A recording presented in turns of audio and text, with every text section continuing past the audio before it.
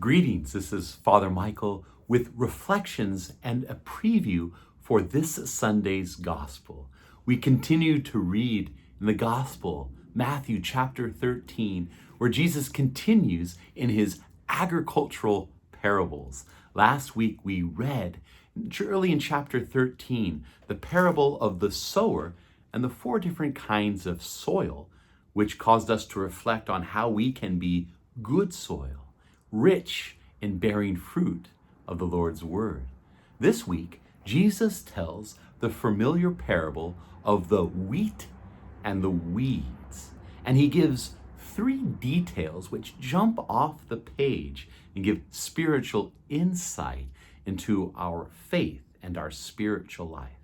Now remember, in the parables, Jesus uses ordinary, common examples to draw us in, to engage us, and yet he takes great pains to explain different features and details of the parables, because while they reveal on one hand, they also hide or obscure the deeper meaning.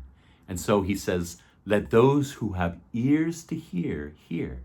And so we do that in this moment. Briefly, to summarize, three details from the parable of the wheat and the weeds. And the first is that the weeds are sown by the enemy. Jesus directly, in a very straightforward, no-nonsense manner, says the devil is the cause of the weeds to grow and to be planted. What does this mean for us? But that the devil is real. Evil exists. Jesus often calls the devil a liar. And what's the greatest lie the devil tells? That he doesn't exist. Our spiritual life can have no growth unless we are as intentional in cultivating the soil of our hearts as the devil is in trying to sow weeds and choke off that life of God within us.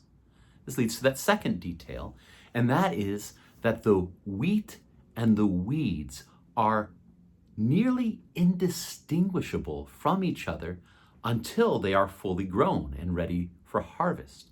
In the parable, the harvesters say to the sower, where did these weeds come from now that they're here to harvest? And that implies that then indeed the weeds and the wheat are strikingly similar in their time of growth. Here, different translators will point to the fact that sometimes the word for weed is translated tares, T-A-R-E-S. And here Jesus might be referring to a specific kind of plant that, when it is young and still green, looks exactly like wheat. And what does this mean for us? Well, there's a way in which wheat and weeds are metaphors for good and evil.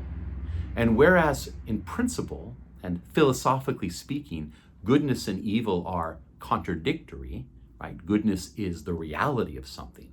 Something is good insofar as it is, it exists, it has being.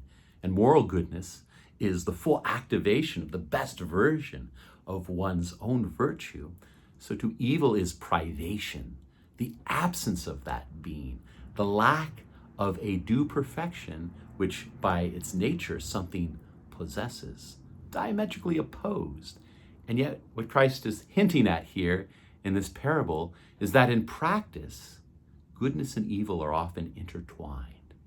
It forces us to take a look in our lives that our actions, our motivations are so often mixed, a mixture of goodness and evil, a mixture of selfishness with selflessness, a mixture of our own sense of ego and the sense of giving to others. And therefore, we can never be comfortably at ease that our actions are always on the side of the angels. Every good action is susceptible to temptation. And this leads to that third detail, and that is that the Lord cautions, in fact commands, to let the weeds grow until the end of the harvest. Do not uproot them, he says. And this is shocking, it's surprising, because when it comes to weeds in our life, what do we want to do?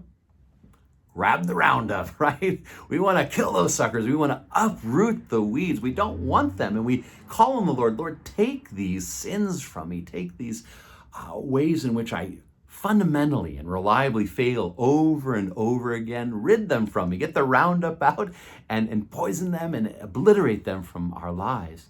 And yet the Lord cautions us and says, when it comes to the weeds in our soul, when it comes to our own fragility, our frailty, our own brokenness, that there's a different strategy, a better strategy, which allows the weeds to be and yet can have powerful